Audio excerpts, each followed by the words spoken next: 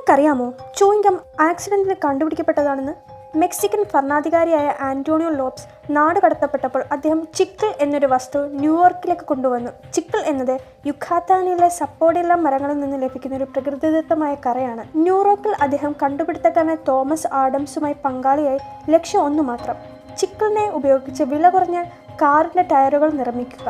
എന്നാൽ പരീക്ഷണങ്ങൾ എല്ലാം പരാജയപ്പെട്ടു. പക്ഷേ ആ പരീക്ഷണങ്ങളുടെ ഇടയിൽ അവർ വെറുതെ ചിക്കിൾ ചവച്ചു നോക്കി.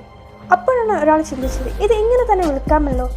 അവർ അതിനെ ചെറിയ കഷ്ണങ്ങളാക്കി അതിനൊരു പേര് നൽകി: ചൂയിങ്കം. കുറച്ച് വർഷങ്ങൾക്ക് ശേഷം ഫ്ലീർ എന്ന ചൂയിങ്കം കമ്പനിയിലെ അക്കൗണ്ടന്റായ വാൾട്ടർ ഡയമണ്ട് ഒരിക്കൽ വളരെ ബോറടിച്ച് ലഞ്ച് സമയത്ത് അവൻ രഹസ്യമായി കെമിസ്ട്രി ലാബിൽ കയറി. വിനോദത്തിനായി ചില കെമിക്കൽസ് കൂട്ടിക്കലർത്താൻ തുടങ്ങി.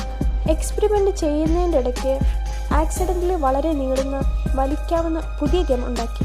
അതിൽ ബബിൾ ഊതാൻ പറ്റുമായിരുന്നു. അങ്ങനെ തന്നെയാണ് നമുക്കെല്ലാവർക്കും സുപരിചിതമായ പിങ്ക് ബബിൾ കം ഉണ്ടായത്.